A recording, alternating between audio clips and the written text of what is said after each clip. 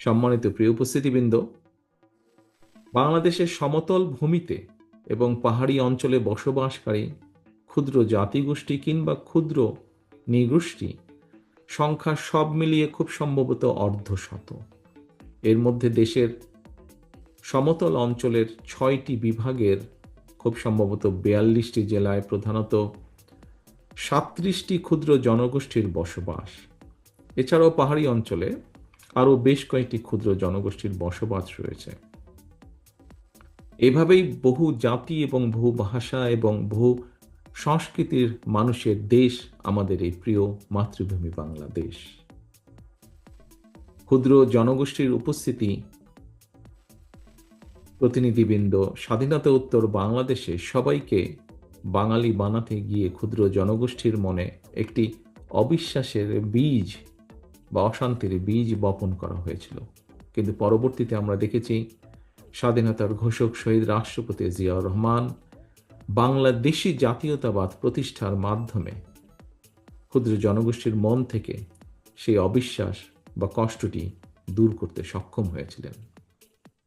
বিএনপির দৃষ্টিভঙ্গি হচ্ছে ভাষা, গোত্র, বর্ণ কিংবা দলমত, ধর্ম, দর্শন যার যার, প্রিয় মাতৃভূমি বাংলাদেশ সবার আমাদের।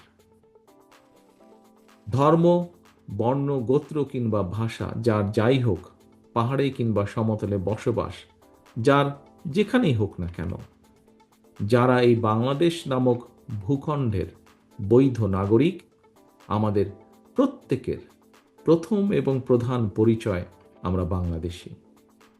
সুতরাং সমতল কিংবা পাহাড়ি অঞ্চল, রাজধানী কিংবা শহর, নগর, বন্দর অথবা অজপাড়াগাঁয়ের কোনো এক গহীন গ্রাম, বসতি যার যেখানেই হোক, বাংলাদেশের একজন নাগরিক হিসাবে আপনার, আমার, আমাদের সবার অর্থাৎ রাষ্ট্রের প্রতিটি নাগরিকের সমান অধিকার, যা একটু আগে আমাদের বিশেষ অতিথি ওনার বক্তব্যে উল্লেখ করেছেন। বিএনপি বিশ্বাস করে বাংলাদেশ শুধু বাঙালির নয়, ভিন্ন ভাষাভাষী ক্ষুদ্র জনগোষ্ঠী বৈধভাবে বাংলাদেশে বসবাসকারী এই বাংলাদেশ সবার। বহু জাতি, বহু ভাষিক এই বাংলাদেশে আপনারা প্রত্যেকটি ক্ষুদ্র জনগোষ্ঠী এক একটি রং, যাকে আমরা বলেছি রেইনবো নেশন। বৈচিত্র্যের মধ্যেই ঐক্য প্রতিষ্ঠা রাখাই আমাদের মূল লক্ষ্য বা আমাদের লক্ষ্য, এবং সেই লক্ষ্যেই বাঙালি, অবাঙালি তথা সকল জাতিগোষ্ঠী নিয়ে বাংলাদেশি নাগরিকগণ মিলেমিশে একটি অন্তর্ভুক্তিমূলক রাষ্ট্র ও সমাজ, একটি অন্তর্ভুক্তিমূলক নিরাপদ বাংলাদেশ গড়তে আমরা বদ্ধপরিকর। সুতরাং সমতলে কিংবা পাহাড়ি অঞ্চলে বসবাসকারী ক্ষুদ্র জাতিগোষ্ঠীর অধিকার সমুন্নত রাখার পাশাপাশি